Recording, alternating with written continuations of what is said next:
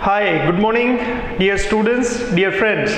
तो आज की जो टॉक है वो स्टार्ट करते हैं एक बहुत ही फेमस प्रोवर्ब से, जिसका नाम है crisis is giving a birth of opportunities. That means the crisis में से ही अपॉर्चुनिटी का जन्म होता है। लेकिन ये क्राइसिस को अपॉर्चुनिटी में कौन ट्रांसफॉर्म कर सकता है, वो ट्रांसफॉर्म करने के लिए आपको स्मार्ट एक्शन लेना बहुत जरूरी है। तो आज की जो टॉक है वो इसी टाइप की क्राइसिस एंड अपॉर्चुनिटी के बारे में ही हम कुछ पॉइंट्स डिस्कस करेंगे। तो क्राइसिस का अगर पॉइंट बताएं तो करंट सिचुएशन इन कनाडा, हम सब लोग अभी ये जानते हैं कि कनाडा में क्या चल रहा है। कनाडा में वीज़ा रिजेक्शन बहुत ही हाई है, एडमिशन आने में बहुत ज़्यादा प्रॉब्लम्स हो रही है, जो वीज़ा का प्रोसेसिंग टाइम है वो बहुत ज़्यादा बढ़ रहा है। तो ऐसे नंबर ऑफ डिफरेंट रीजंस है, कनाडा में अभी कुछ ना कुछ प्रॉब्लम्स चल रहे हैं वीज़ा के रिलेटेड, एडमिशन के रिलेटेड। तो ये इंडिकेशन है जो स्टूडेंट्स के अगर वीज़ा रिजेक्ट हुए हैं, या तो वो थोड़ा सा ब्रॉड सोचना चालू कर रहे हैं, या तो उसका जो विजन है वो 4-5 साल अहेड चल रहा है। ऐसे स्टूडेंट्स को इन्फॉर्म करना बहुत ज़रूरी होता है। तो कनाडा की जो करंट सिचुएशन है उससे हमें किस तरह से अपने आप को पोजीशन करना चाहिए, तो क्या क्या ऑप्शंस हो सकते हैं। ओके, तो ऑप्शंस में we have to explore the different country with different mindset. Okay, हम जब कनाडा को प्रीफर कर रहे थे, in that situation our mental framework was different, but now when we are thinking about other country we have to shift our framework from point A to point B. Okay, तो ये framework के बारे में बात करेंगे और ऐसा क्यों हमें सोचना चाहिए उसके बारे में बात करेंगे। चलो, सबसे इंपॉर्टेंट पॉइंट है time versus country. For example, मान लीजिए कि आप कनाडा में जाना चाहते हो, एडमिशन नहीं मिला, तो आपने क्या किया, नेक्स्ट इनटेक तक डिफर कर लिया। मतलब आप अभी बैठे हो 2022 में, सितंबर में, आप सितंबर 2023 के लिए वेट कर रहे हो। ओके, अगर वो भी फुल हो गया, वहाँ पे भी नहीं मिला, तो जनवरी 24 के लिए भी वेट कर रहे हैं। तो ये जो वेट है, तो एक साल को हमें अपॉर्चुनिटी के लिए इवैल्यूएट करना चाहिए। अपॉर्चुनिटी की इवैल्यूएट करना मतलब कि अगर मैं एक साल वेट करता हूँ यहाँ पे, और मैं अगर ये कंट्री में ये कोर्स पढ़ने के लिए जा रहा हूँ, तो does it really make sense to me to wait up to that period of time. एक साल वेट करना क्या वर्थवाइल है। जैसे अगर हम फार्मेसी की बात करें, तो फार्मासिस्ट की नॉर्मल सैलरी किसी भी कंट्री में $1,00,000 होती है। तो आप एक साल लेट फार्मासिस्ट बनेंगे तो that will cost you somewhere around about 50 lakhs opportunity loss. दूसरा, इमिग्रेशन के रूल्स बहुत जल्दी बदल रहे हैं, दैट मीन्स आप इमिग्रेशन की जो रूल्स चेंज होने के लिए भी विक्टिम बन सकते हो। तीसरा जो पॉइंट है वो ये है कि एक साल में 4-5 लाख स्टूडेंट्स देश में एंटर होते हैं, तो कंपटीशन भी बहुत बड़ा बढ़ने वाला है। तो ये सारे पॉइंट्स क्लियरली इंडिकेट करता है कि मुझे कोई एक कंट्री के लिए उतना स्पेसिफिक नहीं होना चाहिए, उससे इंपॉर्टेंट टाइम है। तो टाइम और इनटेक को मिस नहीं करना चाहिए। That is the message we have to take from this decisions. Okay, अब कोर्स और कंट्री की बात करें तो हमारा फ्रेमवर्क अगर चेंज करेंगे तो हमें वहाँ पे भी सारी अपॉर्चुनिटीज दिखना चालू हो जाएगी। इसीलिए बोल रहा हूँ कि कनाडा ने एक क्राइसिस क्रिएट किया, तो हम उसमें अपॉर्चुनिटी क्या ढूंढ सकते हैं। देखिए, एक एग्जाम्पल के तौर पे डिस्कस करते हैं ऑस्ट्रेलिया के बारे में। बिल्कुल ही एक सिंपल लैंग्वेज में देखिए तो सबसे पहले आप वर्ल्ड की टॉप यूनिवर्सिटी में पढ़ने की अपॉर्चुनिटी मिल सकती है, बेस्ट एनवायरमेंटल कंडीशन मिल सकती है। तीसरा जो पॉइंट है वो, एक यूनिवर्सिटी को फर्ज कीजिए कि अगर एक यूनिवर्सिटी की tuition fees around about $45,000 to $50,000 2 साल की है आपकी मास्टर्स पढ़ने की।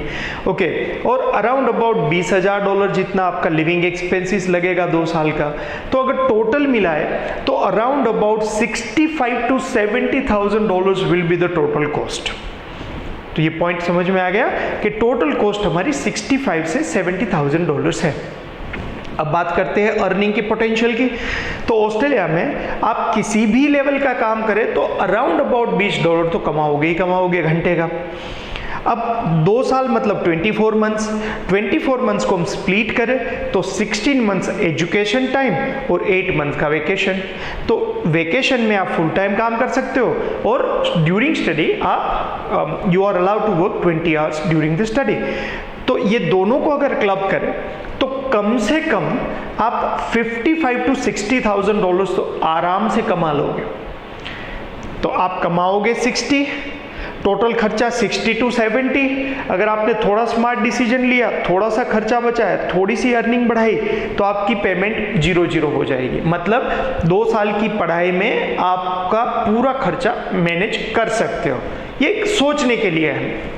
और अगर हम दूसरा पॉइंट ले तो दूसरे पॉइंट से कैसे देखना चाहिए कि अगर हम 70,000 डॉलर्स के करीब भी खर्च होता है तो हम 10-15,000 dollars if you can manage and you get opportunity to study from the world's top university. तो ये एडवांटेज है, तो कॉस्ट भी बढ़ेगी नहीं और टॉप यूनिवर्सिटी में पढ़ भी सकते हो।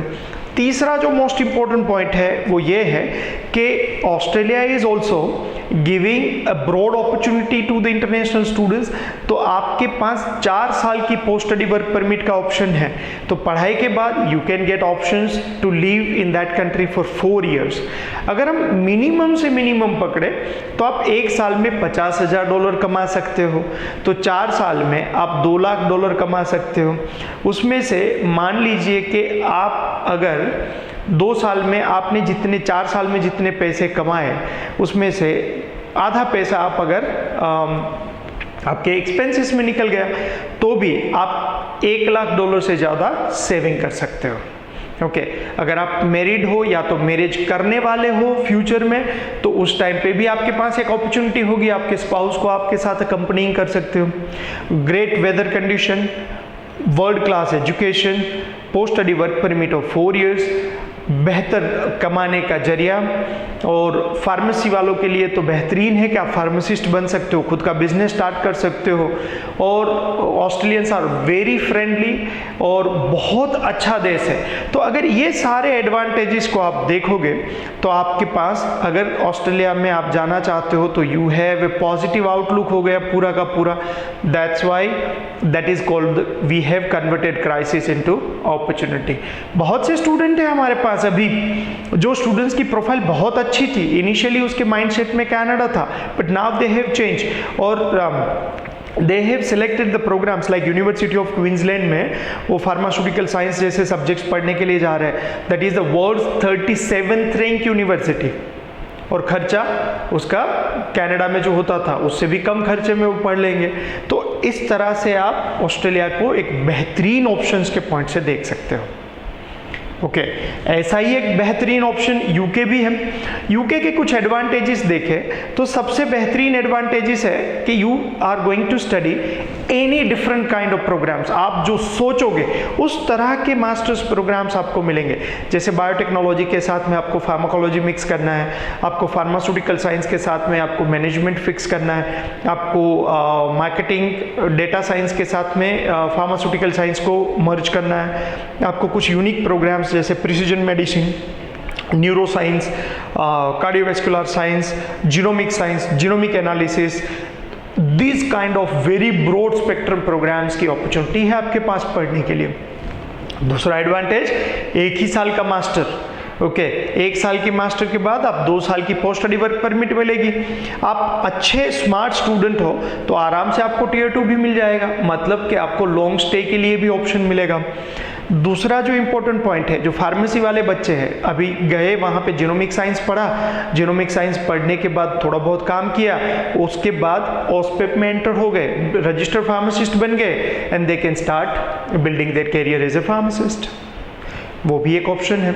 कुछ बहुत स्मार्ट स्टूडेंट्स हैं जिसको साइंटिस्ट बनना है तो यूके में आप साइंटिस्ट ट्रेनिंग प्रोग्राम जो NHS national health services offer कर रही है तो उसमें आपकी पढ़ाई भी होगी, साथ साथ में आपको एक बहुत बेहतरीन अर्निंग भी होगी। जैसे वो पढ़ाई खत्म कर लोगे you are going to become a registered, आप साइंटिस्ट बन जाओगे, पूरी दुनिया आपके लिए ऑप्शंस है।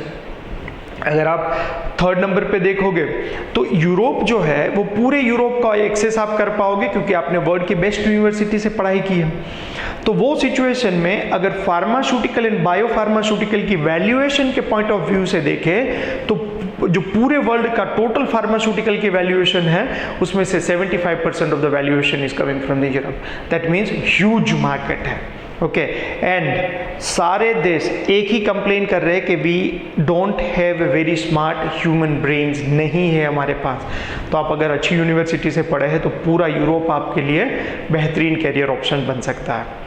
और आप यूके में अगर पढ़े हो तो वहाँ बैठे ही आपके एपीएस एग्जाम ऑस्ट्रेलिया की लिख के पीआर के लिए फाइल कर सकते हो। आपका वर्क एक्सपीरियंस यूके में चल रहा है, आप कनाडा के लिए डायरेक्ट पीआर की एप्लीकेशन कर सकते हो। तो यूके भी बहुत ही बड़ी अपॉर्चुनिटी है।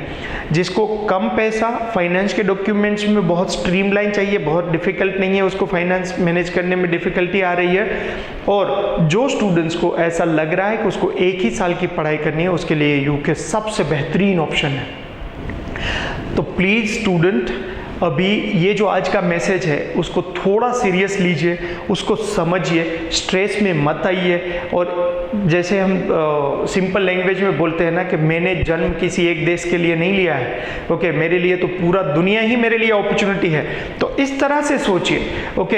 एंड आप जो ये क्राइसिस या तो ये डिफिकल्ट सिचुएशन है उसमें टाइम वेस्ट मत कीजिए। You can move forward, take a proper decision, we are with you and we can help you out to achieve your objectives and your career. Okay, take care, bye bye, have a good time, thank you very much.